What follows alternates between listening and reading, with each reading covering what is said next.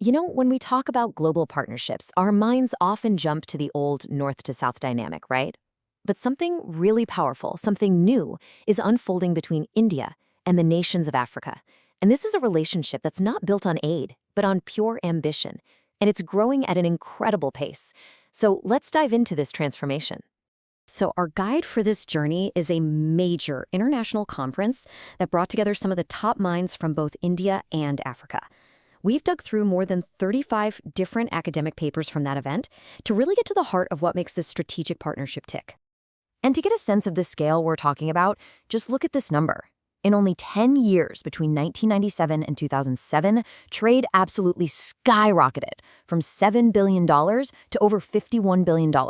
I mean, that's not just gradual growth, that's an economic explosion. And it really sets the stage for everything else we're about to cover. All right, so here's our game plan. We'll kick things off with how this partnership is being totally reimagined.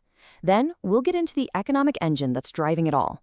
After that, we'll see how they're building bridges through knowledge, explore the role of people and culture, and finally, look at how they're forging a shared future together.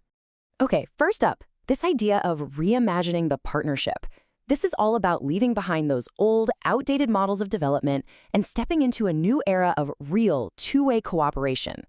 And the core idea here is something called South-South cooperation. Now, this is a huge deal because unlike the traditional model, where a wealthy country gives aid to a developing one, this is all about partners sharing what they've got, their expertise, their technology, their resources, to solve problems they both face. It frames the relationship as one between equals. So let's see how that philosophy translates into the economic side of things.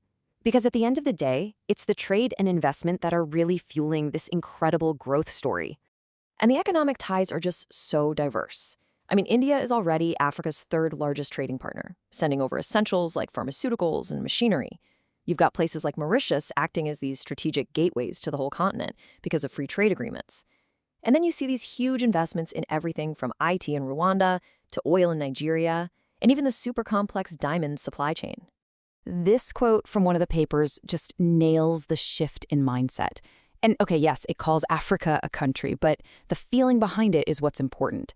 The continent is no longer seen as just a place for raw materials, but as a blooming and attractive destination for serious investment. The key takeaway is that perceptions are changing and big opportunities are following right behind. And here's a perfect example of how Indian companies are really putting down roots. Let's look at the telecom giant Airtel.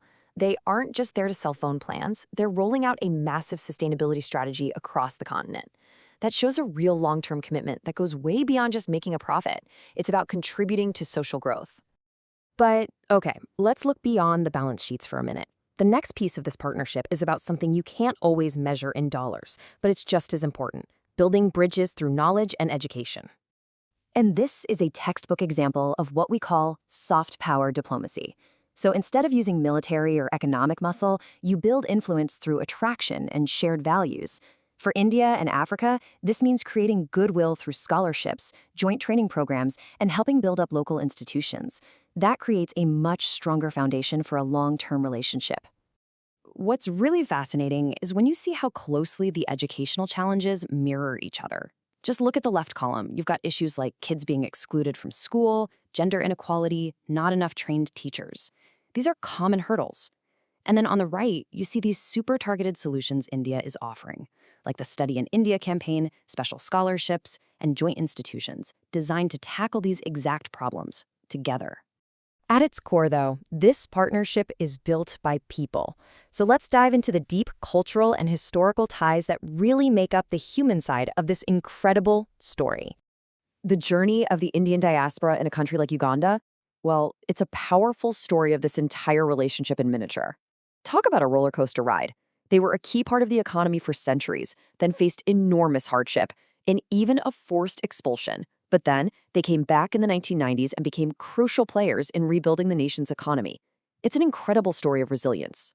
Now, this is where things get really interesting, because you can actually break down culture scientifically.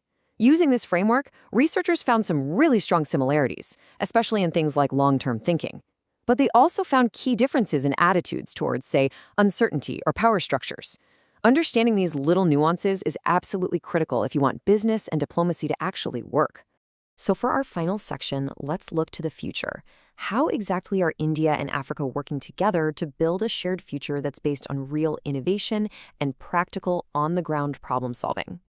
This case study on solar power in Tanzania is the perfect blueprint. See, it's not about an Indian company just showing up and selling a product.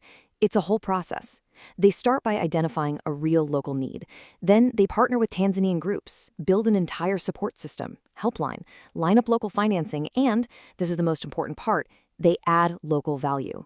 This creates a sustainable market, not just a one-off sale. And this spirit of collaborative innovation is popping up everywhere, in so many different fields. We're not just talking about big industry here. We're seeing teamwork on advanced beehives in Ethiopia to boost farming, new meat processing tools in Nigeria for food tech, and of course, the solar solutions we just saw in Tanzania. It's practical, ground-level stuff that makes a real difference. Which brings us to our final thought. As this relationship between India and Africa keeps getting stronger, this true partnership of equals, built on shared challenges and shared ambitions, it isn't just changing their futures. It honestly has the potential to fundamentally reshape the rules of global economics and development for all of us. Makes you wonder what comes next, doesn't it?